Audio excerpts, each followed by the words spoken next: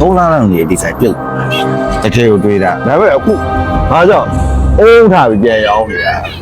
ဘာကြောင့်ဘာစားစား7 minute ပဲစား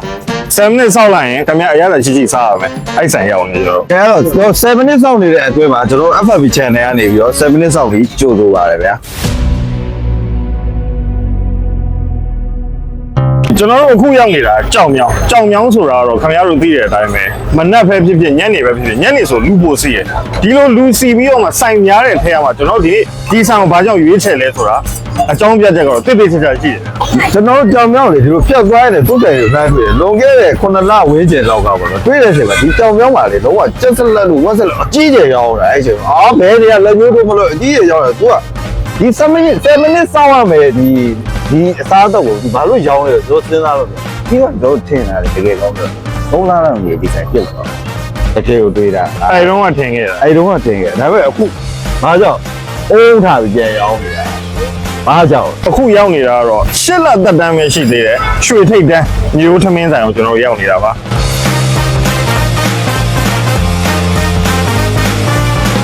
ဟုတ်ကဲ့မင်္ဂလာပါကိုဆိုတော့ဆိုင်မှာပါရတော့မျိုးသမီးရမယ်ကိုမျိုးသမီးကကြက်သားဝတ်သားရမယ်ကိုပြီးတော့ငပေါင်းထုတ်ရမယ်ကျဲဥဖက်ပေါင်းပြောင်းမှုဖက်ပေါင်းတစ်ချက်တော့ယူနူပေါင်းလည်းရပါတယ်ကိုပေါ့ပြီးတော့နောက်တော့ရအောင်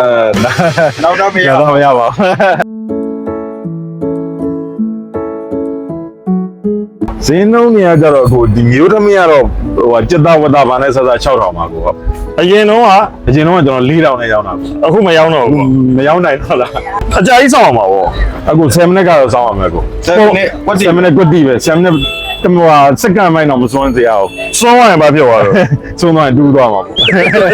စားဖွင့်ကစားတော့ပါတော့ဈေးရောမကောင်းဘူးပေါ့မကောင်းဘူးဟမ်လုံးဝမကောင်းဘူးတချို့အေးကြရောမျိုးသမင်းဆိုသူတို့ကသမင်းမျိုးတွေကိုသမင်းချင်းထည့်ရောက်တာလို့ထင်တာအေးဒီ process တွေမသိကြဘူးမသိဘူးဟိုပကံမျိုးသမင်းတို့ဘာလို့နေပြီးတော့လဲ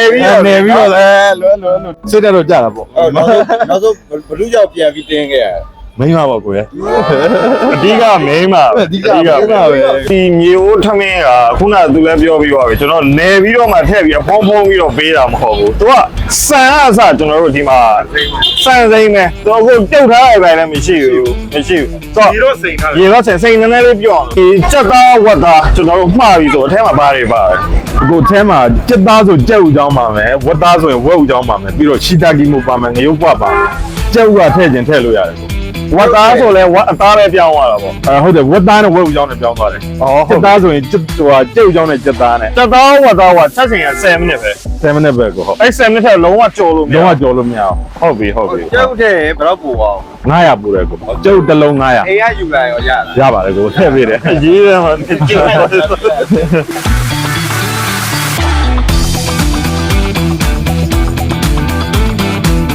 တငယ်ချင်းရှိတယ်ကိုဒီ Playboy Right ဆိုင်မှာလုပ်တဲ့မလေးချားတငယ်ချင်းရှိတယ်သူချီရလဲအတန်းနေတောင်းပေါ့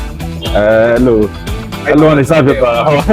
ကြောင်ရောင်းမှာကြည့်လိုက်နေရာတိုင်းမှာကျက်စလက်ဝက်စလက်ပဲရှိတာရောင်းရတယ်ဗျအဲ့ဒါမရောင်းမဲနဲ့ဒီလိုမျိုး7 minute စောင့်ရတဲ့ဥစ္စာဘာကြောင့်ရောင်းရလဲရောင်းကျင်လို့ဒီရောရောင်းကျင်ဒါရောင်းကျင်လို့ဒီရတော့ကိုကြိုက်တယ်ပေါ့ပေါ့ကအရင်ဆုံးကျွန်တော်စမ်းစားကြည့်တာတော့ကောင်းတယ်ပေါ့ဟိုတနေ့တူတော့ပြောတာမျိုးသမီးပြောတာဒီကိုတနာပါသူမိမကိုရှာကြည့်နေတယ်ကျွန်တော်လည်းအားပေးရပါမေးလို့မြန်းလို့တီးလို့ခောက်လို့လည်းပြီးပြီဆိုတော့ကျွန်တော်တို့တွေဆက်စားတော့ဒါသူ့ရဲ့ portion လေးအမဒါဝက်လားကြက်လားဝက်သားနော်ဆိုတော့ဝက်သားထဲမှာဒါခဏနေတက်လို့ရှိရင်ထမင်းနပ်ပြီဆိုတော့အဲ့တော့ထည့်ပြီးတော့မှထပ်ပေါင်းမယ်ဟာတော့လှုပ်ရှုံပါနော်ဟုတ်တယ်နော်အခုတော်တော်ငြိမ်ငြိမ်တော့မနေရဘူးဟိုဘက်ပြေးလိုက်ဒီဘက်ပြေးလိုက်တော့လှုပ်နေရဆော့ဆဲလိုက်တော့အနက်နောက်တစ်မျိုးပြောင်းသွားတယ်ဟုတ်တယ်နော်နည်းနည်းလေးတွေဟိုတူးကျင်တဲ့အနက်တွေအဲ့ဆော့စီထဲအချိန်မှာတော့မှုေးပြီးတက်တာဟုတ်ကဲ့နော်အဲ့သူ့ဟာလေးအသက်ဝင်နေသေးတယ်ပေါ့ဒီလိုသိရပါဘူပေါင်းလေးထားမွေးတွေကအလိုက်ကနေထွက်လာပါမျောလင့်ထားပါတယ်ဒါမျိုးပဲအကုန်နေထားပါလားနေတာမဟုတ်နေတာ ဒါပါလဲကိုဟိုအရှင်းပါညားသားပဲနော်ညားတယ်စားရတော့စားလိုက်ဆိုင်မစားပူသေးတယ်အမွှေးတောင်းလဲသူတို့ကြက်နေတယ်ဆိုသိတယ်ခဏတည်းကိုပုတ်လိုက်အဲ့ကောင်လေးပူမစားကောင်းလားဆိုင်လာခင်ဗျာစား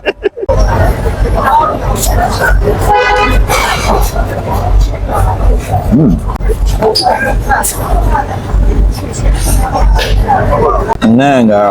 个现在给你补了，还搞一点点的吧，人大家有些些的呗，不说有些些的呗，大白白，就那肉的，别话不是那先别到都别的，的花的呢，或者呢杀他的，都杀他的，哎，里呢杀来都去了去，不是的嘛，这边说东人家的边样啊。 ဒီမျိုးထမင်းကရရချင်းနေလိုက်မှာဘာလို့လဲဆိုတော့အောက်မှာလည်းနဲ့တော့ကတ်လိုက်အပူတိချပြီးကြတာဆိုတော့ 都လက်ပုတ်ကတဲ့စားကြောင်း နည်းနည်းလေးဒီ sauce ကဒီအပူကောင်းကောင်းထိရပြီးတော့မှထွက်တဲ့အနံ့လည်းတော်တော်မွေးရဗျဒီဥစ္စာနည်းနည်းလေးတူးတဲ့အနံ့ပေါ့ဗျဒီတော်တော်လေးများများနဲ့လုံးပါလေဒီကောင်ကမိုက်တယ်ဗျဘာလို့လဲဆိုတော့ဒီရေစိန်သားတဲ့ဆန်ကိုကျွန်တော်7မိနစ်တွင်းကြံအောင်ချက်တာဘယ်တော့မှလဲဗျတဲ့မတဲ့ရလေဗျတော်တော် ကျွန်တော်ပါပလီတူးလေကြ ဝက်ဒီကြောင်နေဗျဆော့စာအောက်မှာတော့ထိုင်နိုင်တယ်ကြိုလေးမျိုးထမင်းရုပ်ရည်ကြည့်လိုက်တော့ကျွန်တော်ထမင်းမောင်းနေတယ်ဆိုတော့ဒါပေမဲ့ထမင်းမောင်းရတာမဟုတ် ဟုတ်ဟုတ်ပဲဒီအနေထားနဲ့ဒီလိုမျိုးအသားပါမရှိရဘူးပေါ်ပါပြီးသွားရှင်ညနေဒါမနက်ပိုင်းရောက်တော့ညပိုင်းရောက်တော့ညပိုင်းတစ်ဖက်မှာကြောက်တော်တော်တော်တန်တဲ့ထဲမှာပါသွားပြီပြောရဒီကအပြင်ပေါ်တော့တက်ကြည့်တော့ရိုးနူပေါင်းအယိုးနူပေါင်းဟုတ်တယ်အယိုးနူပေါင်းကိုရေးတာ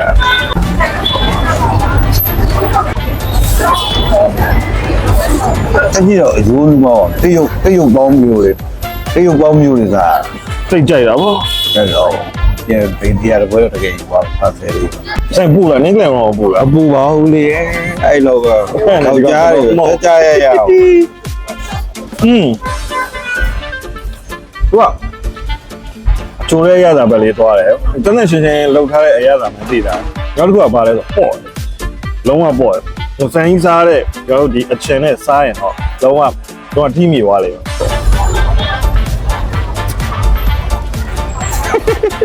အကြောင်းအလုတ်တိုင်းမှုန်နေရတာမဟုတ်သေးဘူးစားနေတယ်ဒါပေမဲ့အလုတ်တိုင်းကိုမှုန်စားရတယ်တုတ်ထားတဲ့အချင်နဲ့ပေါ့နော်ငပိနည်းနည်းပါတဲ့သခွားကျင်နဲ့စားကျင်စားမစားဆိုရင်ကျွန်တော်ဒီဟိုချက်ချက်ပေါင်းပါချက်ချက်ပေါင်းကြောတော့သူကနည်းနည်းလေးကျွန်တော်တို့စားရတာပို့ပြီးတော့မှဟိုတိတိမိမိရှိတယ်လေးလေးပင်ပင်ရှိတယ်ဆိုတော့အဲ့နှစ်ခုတွဲစားလို့ရှိလို့ရှိရင်တော့လုံးဝ perfect ဖြစ်လိမ့်မယ်ဒီဟာတိုင်းစားမှာဆိုတော့နည်းနည်းလေးပေါ့တယ်ကျွန်တော်တို့အပေါ်ကြိုက်တဲ့အတွက်ကြောင့်ကျွန်တော်တို့အဆင်ပြေတယ်စိမ့်နေလေးကြိုက်တယ်မှာ ကျွန်တော်အလေးပဲကြိုက် ငါတို့ပေါ့ပဲကြိုက်တယ် အဲ့မို့လေးပေါ်ပြန်သွားပါဆိုတော့ရမ်းပေါ့ရမယ်ဇလဲရောက်သွားပြီဆိုတော့အခုမမဲဆိုတော့ကျွန်တော်စောစောကြည့်လိုက်တယ်မမဲဆိုတူးနေတာမဟုတ်ဘူးသူ့ရဲ့ဒီဇိုင်းကာလာဒီတိုင်းလေးပဲအဲ့ဒါမှဒီဟာလေးကဘာဖြစ်လဲဆိုတော့အေးကိုမွေးကြိုင်လေးနဲ့ပေါင်းထားတဲ့ပုံစံမျိုးလေးစားဟုတ်တယ်အဲ့လိုရေဆက်ဆက်ကလေးနဲ့ဒါလေးနဲ့အဲ့လိုမျိုးသူ့ဟိုနည်းနဲ့တော့တဲ့ တခြားဟာလေးနဲ့တွဲစားမယ်ဆိုလို့ရှိရင်တော့ဒီတအိုး2ယောက်လောက် share စားလို့ရမှာဒါမှမဟုတ်ကျွန်တော်တို့ကကြိုက်လုံးလို့ကျွန်တော်တို့ကကြိုက်လုံးလို့ပါဆိုရင်တော့တယောက်တော့ပဲစားဘာဖြစ်လဲဆိုတော့ရံပြစ်စရာမလို လေဟုတ် နော် ဟုတ်တယ် ဟုတ်လား ဟုတ်တယ် ဟုတ်တယ်နော် တဲ့ပြီတလုံးတဲ့ကိုပုတ်ရမပြီးတော့ အခုတကယ်လို့လေဒီဟာပေါ့ဒါလေးကျွန်တော်တို့ဒါပေါ့ပေါ့လေးလုပ်ထားပါတကယ်အဲ့လိုနည်းနည်းလေးလေးကျင်တဲ့လူတွေကြလို့ရှိရင်တော့ရ လာစမ်းနေတော့လေးပြပါ ဟုတ်ဒီဟာကျတော့ဒါ normal ရတာပဲဘယ်သူမှဘာမှမပြောဒီတိုင်းပဲပြင်တယ်ဟုတ်ပြီဟုတ်ပြီ အလေးကြိုက်တဲ့လူလေးပြလို့လား ဟုတ်ပြီဆိုင်တို့ကြောက်အလေးကြိုက်တယ်လေ ဟုတ်တယ်ဟုတ်တယ်သူကတော်သိပြန်ကုံငံကြီးကြတော့မပူတော့နော် မြမှန်တယ် တဲ့လား မှန် ကုံငံကြီးကြမပူ ပြင် တော့ လာပြပါမယ်အခုငါတို့ဒီစားတဲ့ဘက်ကနေဆေးတဲ့လူတွေလောရမှာပေါ့အောက်မှာတော့ကဲဟမ်ဟုတ်စားကြအများကြီးရှိတဲ့ထဲမှာ ချဖွေးရ အားလုံးလည်းဟိုတန်းတန်းရှင်းရှင်းတက်တက်ရရတယ်ပေါ့စားလို့ရမယ့်ဆိုင်တစ်ဆိုင်ကျွန်တော်ဒီနေ့ရွေးချယ်ပေးတာပေါ့ဗျာဟုတ်ကျွန်တော်ဝင်လည်းကြိုက်တယ်ဗျဒီဆိုင်နဲ့ကျွန်တော်တခါမှမစားဘူးခုနကကျွန်တော်အစပြောလာတယ်လေဟို3လအတွင်းကျွန်တော်ဒီဆိုင်တွေကမမျောမှန်းတော့ဘာကြောင့်လဲဆိုတော့လူကြိုက်နေမယ်တဲ့လား လုံးတော့တကယ်ကိုတွေးတာပြိတ်ပုံက နော် နော် ဒါပေမဲ့ကျွန်တော်ဒီနေ့လာလိုက်အမြင်မှားတယ်သူစီမှာစားရလူတော်တော်များတယ်ကျွန်တော်ခုနပြောចောင်းဆင်းရောင်းဆင်းအချိန်ဆိုလို့ရှိလို့ချင်းအကုန်လုံးမှားတာတော်တော်မိုက်တယ်တော်တော်မိုက်တယ်အဓိကပေါ့ပေါ့လေးနဲ့တည်တည်ချာချာလေးစားတတ်တဲ့လူဆိုလို့ချင်းတော့ဒီရတာကြိုက်လိမ့်မယ်မကြိုက်လည်းနည်းနည်းလေးခိုင်းပေါ့ဗျာ ပြောလို့ရတယ်